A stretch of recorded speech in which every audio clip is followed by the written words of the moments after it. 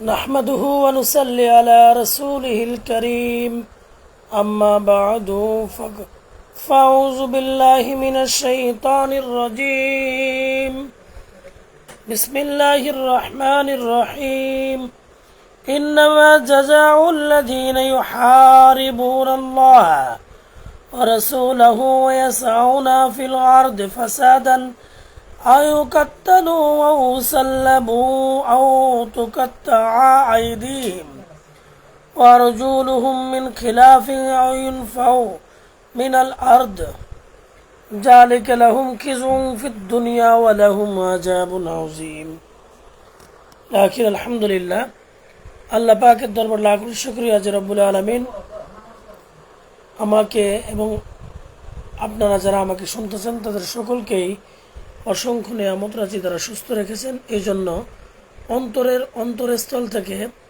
শুকরিয়া জ্ঞাপন করি, বলি আলহামদুলিল্লাহ।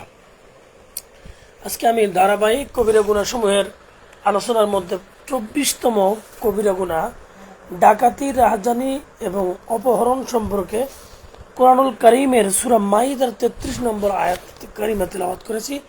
সেই আয়াত কালিমার উপরে সামান্য কিছু আলোচনা এবং কিছু হাদিস আলোচনার মাধ্যমে আমার আলোচনাকে আজকে শেষ করবো ইনশাআল্লাহুল আজিজ।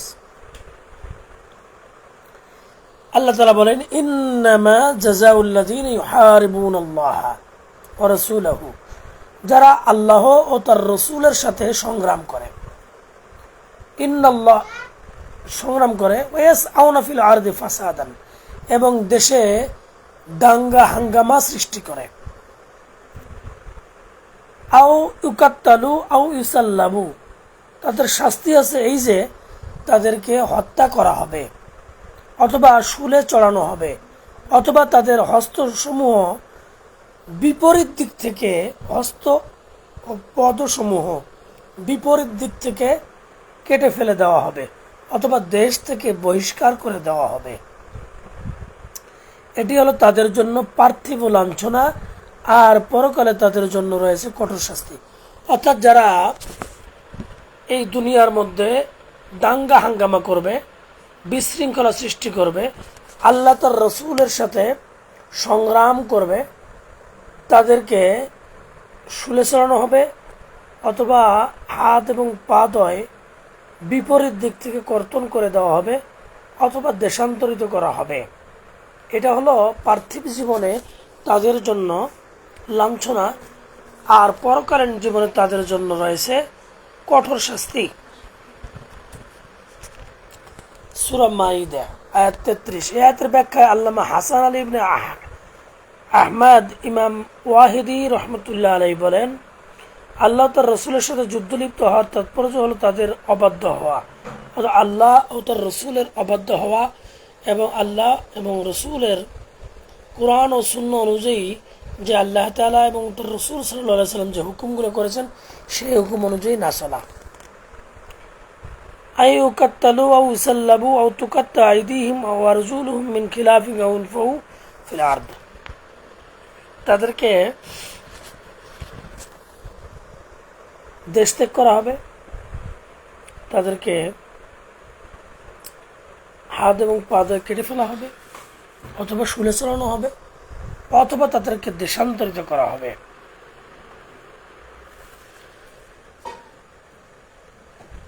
এটা বিচারক ইচ্ছা করলে তাদেরকে এই শাস্তিগুলো দিতে পারবেন।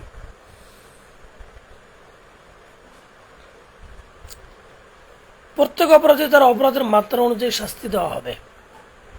হত্যা ও শুলি দুইটি শাস্তি, যার প্রাপ্য তাকে প্রথমে হত্যা করা হবে, পরে তাকে তার পর 3 বার শুলে চড়িয়ে নামাতে হবে, যেন তার শাস্তিকে মর্মান্তিক নিষ্ঠুর প্রকাশ করা যায়। আর শাস্তি শুধু হত্যাযোগ্য, তাকে হত্যা করে লাশ তার পরিবার পরিজনকে হস্তান্তর করতে হবে। যে হাত কাটার শাস্তিযোগ্য, প্রথমে তার ডান হাত কেটে সম্পদ লুট করতে নিষেধ করা হবে। সে সংশোধিত না হলে দ্বিতীয়বার চুরি করলে তার হাত বাম পা কাটা হবে, আবার সম্পদ চুরি করলে বাম হাত কাটা হবে। কারণ রাসূল সাল্লাল্লাহু আলাইহি ওয়াসাল্লাম বলেছেন, ইনসারিকা ফাকতাহু ইয়াদাহু সুম্মা ইনসারিকা ফাকতাহু রিজলাইহু সুম্মা ইনসারিকা ফাকতাহু ইয়াদাহু সুম্মা ইনসারিকা ফাকতাহু আরজুলাহু। আল্লাহ রাসূল সাল্লাল্লাহু আলাইহি ওয়াসাল্লাম বলেছেন, কেউ যদি চুরি করে তাহলে এক হাত কেটে ফেলো, আবার যদি চুরি করে তাহলে তার এক পা কেটে দাও, আবার যদি চুরি করে তাহলে তার আর এক হাত কেটে দাও, আবার পুনরায় যদি চুরি করে তাহলে তার এক পা কেটে দাও। তাহলে সুতরাং বারবার যদি সে চুরি করে হাত এবং পা গুলোকে কর্তন করে দেওয়া হবে। আবু বকর সিদ্দিক রাদিয়াল্লাহু তাআলা আনহু এবং ওমর রাদিয়াল্লাহু তাআলা আনহু খিলাফতের সময় এই হাদিসের ভিত্তিতে চুরি করার অপরাধে অনুরূপ শাস্তি দিয়েছেন। কোনো সাহাবী এর বিরোধিতা করেনি। আল্লাহ পাকের ঘোষণা, বিপরীত দিক থেকে তাদের হাত এবং পা ধরে কেটে দাও। অর্থাৎ প্রথমে ডান হাত কাটা হবে, তারপর বাম হাত কাটা হবে, দ্বিতীয়বার বাম পা কাটা হবে, তারপর ডান পা কাটা হবে। এভাবেই তাদেরকে শাস্তির আওতায় নিয়ে আসতে হবে।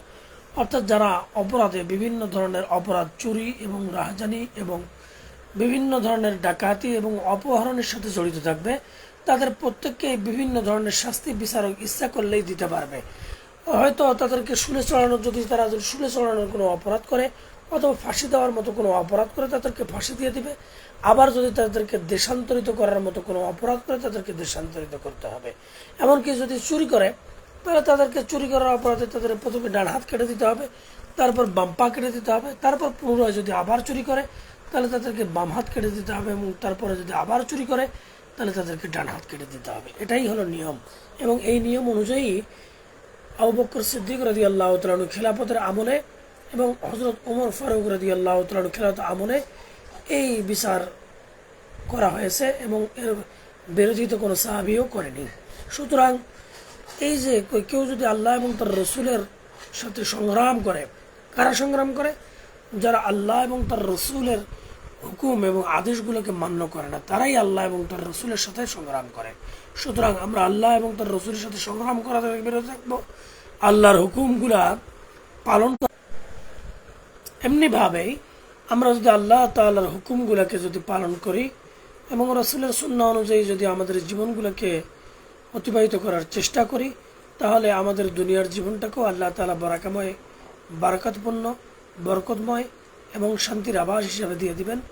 আর পরকালীন জীবনে আল্লাহ তাআলা আমাদেরকে শান্তিতে রাখবেন। এমনিভাবে যদি আমরা আল্লাহ তাআলার হুকুমগুলোকে না মানি, তাহলে আল্লাহ তাআলার যে